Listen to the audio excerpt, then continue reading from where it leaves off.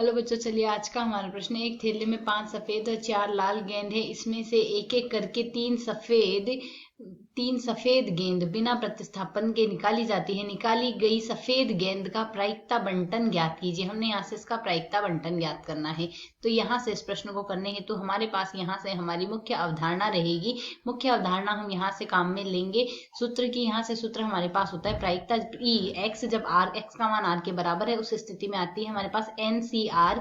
P की घात आती है हमारे पास यहाँ से आर, और क्यू की घात आती है हमारे पास एन माइनस आर के बराबर। तो यदि हम यहाँ से देखें, प्रश्न में हमें क्या दिया गया है, 5 सफेद गेंद दी गई है और यहाँ से 4 गेंद दी गई है लाल, यह दिया गया है। और हमें यहाँ से सफेद गेंद आने की प्रायिकता बतानी है। सफेद गेंद के लिए प्रायिकता बंटन निकालना है। तो यहाँ से सफेद गेंद पी बराबर, यदि हम यहाँ से लेके चले, पी हमारे पास प्रायिकता है सफेद गेंद आने की।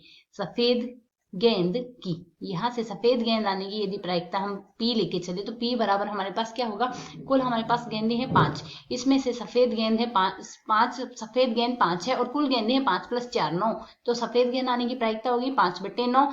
और यदि हम यहाँ से देखें तो हमारे पास यहाँ से निकाली गई गेंद के सफेद होने के लिए प्रायिकता बंटन हमें देखना है। तो यदि हम यहाँ से देखें, हमारे पास क्यू का मान क्या आएगा, 1 - p को सरल करें तो 1 - 5/9 आ जाएगा, जिसे सरल करके हम लिख सकते हैं 4/9 के बराबर आ गई हमारे पास। अब यहाँ से हमें कितनी गेंदें निकालनी है, एक एक करके 3 गेंदें निकालनी है और यहाँ से बिना प्रतिस्थापन के निकालनी है। तो निकाली गई सफेद गेंद के लिए हमें प्रायिकता बंटन निकालना है। तो हो सकता है हमारे पास एक भी गेंद सफेद ना है, तो पी एक्स बराबर हमारे पास 0 की स्थिति ले लेते हैं। तो यदि हम यहाँ से मान सरल करेंगे तो हमारे पास एन का मान यहाँ से कुल कितना आ रहा है, हमारे पास एन का मान यहाँ से 3 आ रहा है, क्योंकि हमारे पास या तो हम 5 सफेद 4 लाल में से एक एक करके 3 गेंदें निकाल रहे हैं। तो एन बराबर हमारे पास आ गए यहाँ से 3, तो एन सी 0 अर्थात 3C0 आ गए। यहाँ से हमारे पास पी की घात आ रही है यहाँ पर 0, तो पी का मान हमारे पास आ क्या रहे हैं यहाँ से 5/9। तो 5/9 पी की घात 0 हमारे पास यहाँ से 0 लग देंगे और 4/9 की घात आ रही है हमारे पास यहाँ से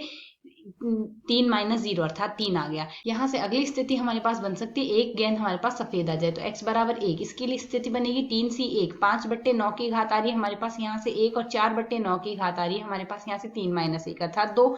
दूसरी स्थिति बन रही है x बराबर 2 के लिए, इसका मान आ रहा है 3C2, 5/9 की घात तो हमारे पास 2 बन रही है और 4/9 की घात आ जाएगी 3 - 2 अर्थात 1 लिख देंगे, या फिर हमारे पास तीनों की तीनों गेंदें ही सफेद हो तो उसकी स्थिति आएगी 3C3 और 5/9 की घात आ रही है हमारे पास यहाँ से 3 आ जाएगी और 4/9 की घात आ जाएगी 0। अब यदि इस मान को हम आगे सरल करें तो इसका मान हमारे पास बनेगा क्या, यह आ जाएगा 3C0 का मान तो आएगा 1, 5/9 का मान की घात 0 का मान भी 1 आएगा, तो 4 की घात 3 बट्टे में आ रहा है 9 की घात 3। इसे यदि हम आगे सरल करते हैं तो इसका मान हमारे पास यहाँ से क्या आ जाएगा, 4 की घात 3 तो 16 × 4 = 64, 64/9 की घात 3 हमारे पास यहाँ से आएगा 81 × 9, जिसको हम सरल करेंगे तो मान आ जाएगा हमारे पास 729। तो 64/729 मान आ गया। ठीक इसी प्रकार दूसरी स्थिति में लिखेंगे 3C1 का मान आता है 3, 5/9 आएगा और 4/9 की घात 4 की घात 2 आएगा 16, 9 की घात 2 आएगा 81। इसे हम सरल करेंगे तो मान आएगा 3 से 3 को काट देंगे, 9 से 3 को काट देंगे, यहाँ से 3 आ जाएगा,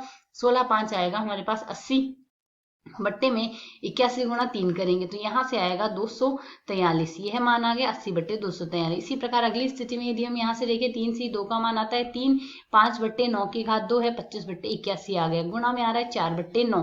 तो यदि हम इसे आगे सरल करेंगे तो 3 से 3 को काट देंगे, यहाँ से आएगा 25 4 100, 100 बट्टे में आ रहा है 243, यह मान हमारे पास आ गया। ठीक इसी प्रकार अगले पद को सरल करें, 3C3 का मान आता है 1, 4/9 की घात 0 भी 1 में चला गया, 5 की घात 3 आएगा, 125 बट्टे में 9 की घात 3 आएगा 729। अब हमने यहाँ से इस प्रश्न के लिए प्रायिकता बंटन लिखना है, तो प्रायिकता बंटन हमारे पास यहाँ से क्या बन जाएगा, प्रायिकता बंटन हमारे पास यहाँ से आ गया। यह तो हम x की स्थितियां लिख रहे हैं, अर्थात सफेद बॉल 0 आने की स्थिति, 1 आने की स्थिति, 2 आने की स्थिति और 3 आने की स्थिति, यह हमारे पास बन रहा है। और px का मान यदि हम यहाँ से निकाल लें, प्रथम स्थिति में हमारे पास px का मान यहाँ से क्या बन रहा है 64/729, तो 64/729 है, यह हम यहाँ से लिख सकते हैं 64/729 है। अगली स्थिति में यदि हम यहाँ से देखें, यह आ रहा है हमारे पास यहाँ से 80/243 आ रहा है। उसके अगली स्थिति हम देखें तो यहाँ से हमारे पास बट्टे में तो 243 आ रहा है और अंश में हमारे पास इसका मान आएगा 100/243, 100/243 हमारे पास बन रहा है। ठीक इसी प्रकार अगली स्थिति बन रही है 125/729, तो यह हमारे पास यहाँ से px के लिए प्रायिकता बंटन का मान हमारे पास यहाँ से बन रहा है, जो कि हमारे पास यहाँ से इस प्रश्न का हल है। आशा है समझ आया। धन्यवाद।